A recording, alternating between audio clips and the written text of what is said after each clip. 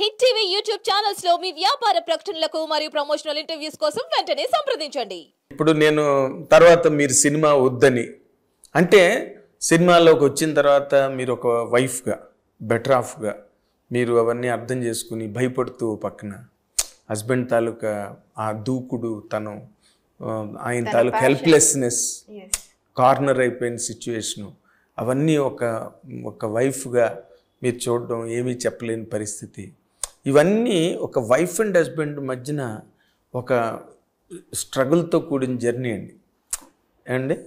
ఇప్పుడు డార్లింగ్ సినిమాకి వస్తే మనం ఈ స్ట్రగుల్ అలాంటి అట్మాస్ఫియర్ ఈ సినిమాలో ఉందా? డెఫినెట్లీ అండి. ఆ ప్రతి ఎలిమెంట్ మేము కనెక్ట్ అయ్యాం స్టోరీ నరేట్ చేస్తున్నప్పుడు. ఒక హస్బెండ్కి వైఫ్ ఎంత సపోర్ట్ అవసరమో, ఒక వైఫ్కి హస్బెండ్ ఎంత సపోర్ట్ అవసరమో, వాళ్ళిద్దరూ అన్నీ ఫన్గా ఉన్నప్పుడు కలిసి ఉంటే ఏ మజా ఉంటుందండి. When we are going through a lot అప్పుడు కలిసి ఉంటేనే కదా మజా.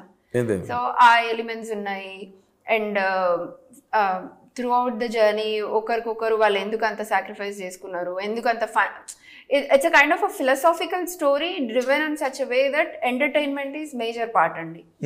ఆ ఎంటర్టైన్మెంట్లో ఆ ఫన్నీగా సస్పెన్స్తో కథ చెప్తూనే అందులో ఇంటర్నల్గా ఒక అంటే ప్రేక్షకులకి తెలియకుండానే వాళ్ళు సినిమా చూసి బయటకు వెళ్ళేసరికి ఒక కైండ్ ఆఫ్ రియలైజేషన్ ఆ ఇంప్రెషన్తో వెళ్తారు, ఒక అండర్స్టాండింగ్తో వెళ్తారు. అలాంటి కథ ఇది. ఎగ్జాక్ట్లీ. అంటే మీరు ఏమైనా కాంట్రిబ్యూట్ చేశారా స్టోరీకి మీ ఇన్సిడెంట్లు గట్టా? నేను డార్లింగ్ టైటిల్ వై తీసుకోలేవరది tag line I take my credit అండి. ఫస్ట్ డైరెక్టర్ అశ్విన్ వచ్చినప్పుడు వై తీసుకోలేవరి అనే టైటిల్తో వచ్చారు. Because the story is so crazy. ఇంటర్నల్గా అన్ని క్రేజీ ఎలిమెంట్స్ జరుగుతూ ఉంటాయి వైఫ్ అండ్ హస్బెండ్ మధ్య, ఫ్యామిలీలో. సేమ్ మన ట్రైలర్లో మురళీధర్ గౌడ్ గారు ఒక డైలాగ్ చెప్తారు కదా, ఈ సంవత్సరం పెళ్ళైతే నువ్వు వంగలేవు అన్నట్టుగా. సో మెనీ ఫనీ ఇన్సిడెంట్స్ అంతా జరుగుతుంటుంది. అందుకే అబ్బాయి వై దిస్ కొలవరి అనే టైటిల్తో వచ్చారు మన దగ్గరికి స్టోరీ నరేషన్కి వచ్చినప్పుడు. నాకు ఎందుకో టైటిల్ ఐ వాజ్ నాట్ అంత మంచిగా మన తెలుగు సినిమాకి తగ్గట్టుగా అనిపించలేదు అప్పుడు. నేను ఫస్ట్ కథ చెప్పినప్పటి నుంచి అశ్విని ఒకటే ఒక చేంజ్ అడిగింది, టైటిల్ మనం చేంజ్ చేద్దాము, మంచి టైటిల్స్తో రండి అనేసి. చాలా టైటిల్స్ మేము కూడా చెప్పాం. అబ్బాయి పేరు రాఘవ్, అమ్మాయి పేరు ప్రియా. సో ప్రియ రాగాలు అని నేను అనుకున్నాను. So and so many angles కూడా ఉన్నాయి కదా, రాగాలు అన్నది కూడా కలుస్తుంది అనేసి. అట్లా అంటే అంత మరి ఇప్పుడులో అంత తెలుగుదనం అంటే కూడా కొంచెం అర్థంగా ఆ కథ చూసి తర్వాత వేరేలాగా ఏమైనా అనుకుంటారేమో అనేసి ఇంకా కొత్త టైటిల్స్ అన్నప్పుడు ఆ టైటిల్స్ లిస్ట్ తీసుకొని వచ్చారు ఫ్యూ. అందులో డార్లింగ్ అన్నది అందరికీ నచ్చింది. డార్లింగ్ అని టైటిల్ పెట్టాలంటే ఫస్ట్ ఒకసారి ఆలోచించాం. మళ్ళీ అందరూ ప్రభాస్ గారిని ట్యాగ్ చేస్తారు, మీకు అంత ధైర్యం ఎలా వచ్చింది టైటిల్ వాడడానికి, మూవీ ఉంది ప్లస్ ప్రభాస్ గారి ఉత్పదం, ప్రభాస్ గారిని ఎవ్రీబడి కాల్స్ చేసి డార్లింగ్ కదా. సో మళ్ళీ అది ఏమైనా కాంప్లికేషన్స్ వస్తాయా అని బాగా ఆలోచించిన తర్వాత సరే దీనికి ఒక చిన్న క్విక్ ట్యాగ్ లైన్ యాడ్ చేద్దాము, సో దాన్ని బట్టి ఏమైనా ఉంటుందేమో అంటే మనం వై దిస్ కొలవరి అని యాడ్ చేద్దాము అనేసి నేను చెప్పాను. సో అట్లా సో ఎవ్రీబడి లైక్డ్ ఇట్. డార్లింగ్కి అంత అప్పుడు నేను నాకేమనిపించిందంటే పాప మా అబ్బాయి డైరెక్టర్ ఇదే తన కథ అని పేరుతో సహా వచ్చినప్పుడు తనని కాంప్రమైజ్ చేసినట్టు కూడా కాకుండా same whatever he thought it will be there, పడేయకుండా తన ఆలోచన కదా అది. తను ఎంత సూట్ అవుతుంది అనుకుంటే ఆ టైటిల్తో వచ్చి ఉంటాడు. మనం ఇప్పుడు మన నేటివిటీ కోసం అది కాదనడం కూడా కరెక్ట్ కాదు కదా అనిపించింది. యాడ్ చేద్దాం అనగానే ఎవ్రీబడి లైక్ దట్. ఆ ఐడియా కూడా అందరికీ నచ్చింది. అంటే ఇన్ జనరల్గా ఇప్పుడు మీది జనరల్ వెడ్లాక్ లైఫ్ కాదు. పెళ్ళి చేసుకుని ఏదో ఒక బ్యాంకులో ఉద్యోగం చేసుకుని హైదరాబాద్లో సాయంత్రం సినిమాకి వెళ్ళి లేకపోతే రవీంద్ర భారతికి వెళ్ళి మళ్ళీ హ్యాపీగా ఇంటికి వెళ్ళి దారిలో ఏ చట్నీస్లోనే టిఫిన్ చేసి హాయిగా ఇంటికి వెళ్ళిపోయే లైఫ్ స్టైల్ కాదు మీది. ఇక్కడి నుంచి అమెరికా వెళ్ళి అక్కడ కొత్తగా అన్ని ఇబ్బందులు పడి నిలబడి నిలదొక్కుని వీటన్నిటిలోని there is lot of understanding లేకపోతే మీరు 100% ఇన్ని కెరటాలు దాటి వచ్చి ఉండేవారు కాదు. 2-3 సినిమాలు తీయొచ్చండి కదా మీ కథతో.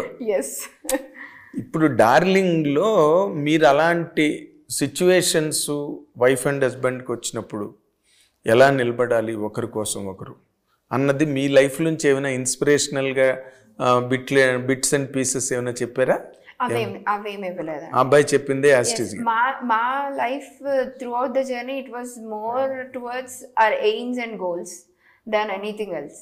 మేము మా లైఫ్లో ఓన్లీ ఫనీ సైడ్ అన్నది ఆ ఎంటర్టైన్మెంట్కి కూడా because we needed some kind of rest and ఆ బ్రేక్ కావాల్సి ఉండి we were part of entertainment also. అది తప్ప మాకు మేమిద్దరం బయటికి పోయే మనుషులం కాదు. We don't go out for parties, we don't go out for vacations like anything.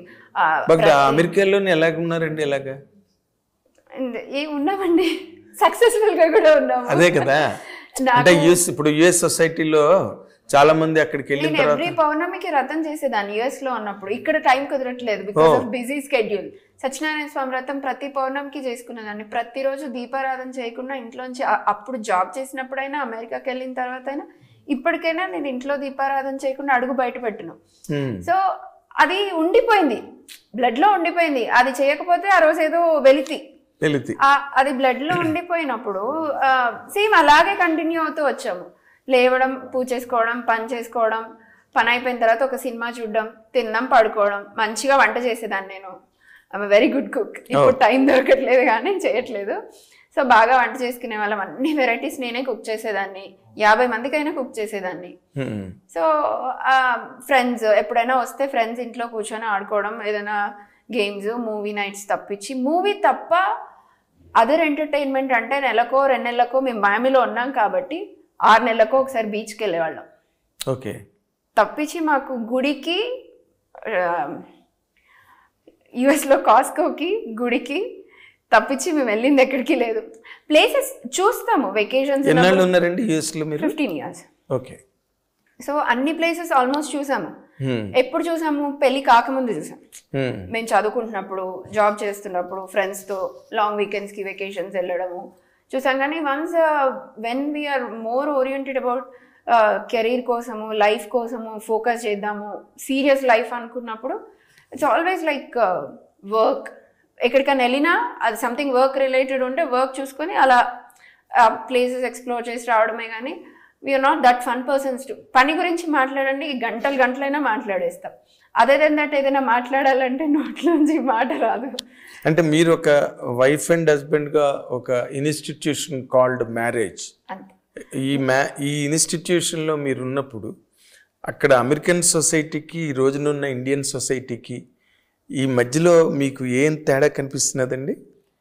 ఈ రోజున ఇండియన్ సొసైటీలో వైఫ్ అండ్ హస్బెండ్ నేను చెప్తే నన్ను అందరు చాలా తప్పుగా అనుకుంటారేమో. తప్పేం లేదండి, ఎవ్రీబడి స్పీకింగ్. ఎందుకంటే నాకు ఈ రోజుకి కూడా అంటే మనం 2024లో ఉన్నాము.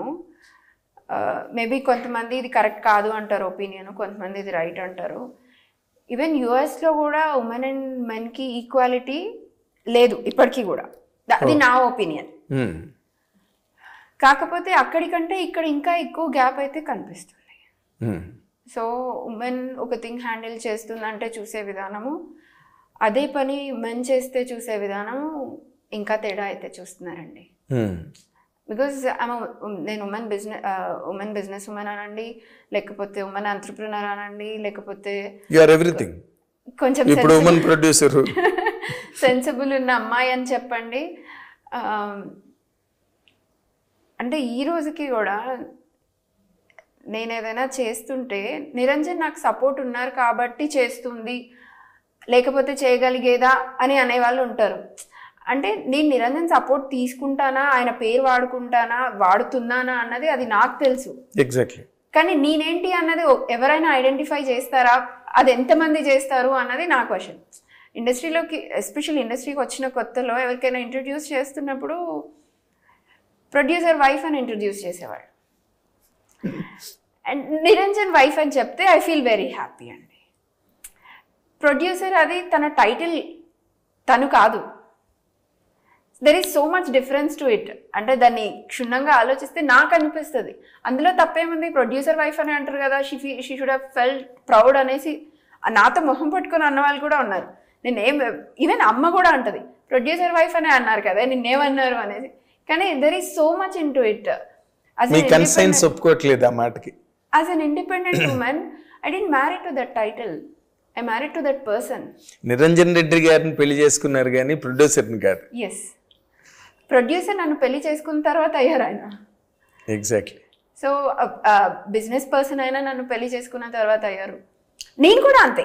ఇప్పుడు నన్ను చైతన్య గారి హస్బెండ్ అని చెప్తే ఓకే, ఇప్పుడు అదే నన్ను ఇప్పుడు నాకు రియల్ ఎస్టేట్ పెద్ద వ్యాపారాలు ఉన్నాయి, ఆమె రియల్ ఎస్టేట్ అట్లా చెప్పరు కదా.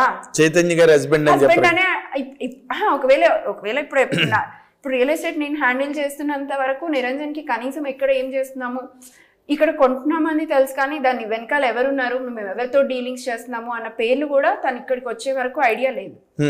అలాంటప్పుడు పరిచయం చేసినప్పుడు చైతన్య గారి హస్బెండ్ అని పరిచయం చేశారు, కానీ ఈ కంపెనీ ఓనర్ అనో ఈ టైటిల్ పెట్టో పరిచయం చేయలేదు. ఎగ్జాక్ట్లీ. అదే అబ్బాయిని పరిచయం చేసేటప్పుడు అయితే అమ్మాయి పేరుతో పరిచయం చేస్తున్నారు. అదే రివర్స్కి వచ్చేసరికి టైటిల్తో పరిచయం చేస్తున్నారు. అంటే ఇక్కడ టైటిల్కి రెస్పెక్ట్ ఉందా? అది ఇట్స్ లైక్ చాలా చిన్న స్లైట్ వెంట్రుక వాసంత తేడానే అండి, చూసే విధానంలో ఉంటుండొచ్చు. ఇది చాలా చిన్న ఎగ్జాంపుల్. బట్ ఈ చిన్న పాయింట్ల దగ్గరే ఈ రోజున wife and husband, young wife and husbands చిన్నవి అట్లు మైన్యూట్ థింగ్స్ అక్కడే ఈగో క్లాష్లు డెవలప్ అయ్యి. నాకు ఆ టాపిక్ మాట్లాడుతుంటేనే చాలా ఏమంటారు ఎగ్జైటింగ్ ఆవేశం వస్తుంటుంది. ఎందుకు అంటే ఎంత కష్టపడి ఈక్వల్గా పనిచేసి చాలామంది అండి ఇప్పటికీ నేను సొసైటీలో చూస్తున్నాను, హస్బెండ్ కంటే అమ్మాయి ఇంటి పని, పిల్లలు, జాబు, మిగతావి, అత్తమామలు, తల్లిదండ్రులు, ఎక్స్టెండెడ్ ఫ్యామిలీ, ఇన్ని రకాలుగా టేక్ కేర్ చేస్తున్నా still she's wife of that guy. She doesn't have an identity. అది తప్పు బాధపడాల్సిన విషయమో కంటే మనం ఎందుకు వాయిస్ రైజ్ చేస్తలేము, మనకి ఒక ఐడెంటిటీ ఉంది. నేను దానికోసం ఫైట్ చేయమనట్లేదు. At least that other person should know that she also has a equal value. బయట ఎవ్వరూ చెప్పక్కర్లేదు, హస్బెండ్ ఒక్కరు చేస్తే చాలు. ఎందుకు అంటే అది చెయ్యని రోజు తను ఇంత చేసింది వేస్ట్ కదండి. Because no one lives with her throughout her life. అది ఎంతమంది చేస్తున్నారు? అవును. ఫ్యామిలీకి వచ్చేసరికి ఇంత డిఫరెన్స్ ఉంటే ఒక కంపెనీలో, ఒక ఆర్గనైజేషన్, ఇన్స్టిట్యూషన్స్, సిస్టంలో ఒక పని అదే ఒక అమ్మాయి చేస్తుంది అంటే ఉండే వాల్యూ, అదే పని అబ్బాయి చేస్తుంది అంటే చూపించే respect, 2 different levels. I felt that gap is more here than in US. US లో కూడా ఉంది, లేదనట్లేదు. ఈవెన్ కంప్లీట్గా డెవలప్ అయిన సొసైటీస్లో కూడా ఆ గ్యాప్ ఉంది. కాకపోతే ఇక్కడ ఇంకా ఎక్కువ ఉంది. హిట్ టీవీ యాప్ ని డౌన్లోడ్ చేసుకోండి. ఇందులో short news, live news, entertainment movies అన్ని అవైలబుల్ గా ఉన్నాయి. Please download hit TV app. Hit TV app ని ఫ్రీగా డౌన్లోడ్ చేసుకోండి.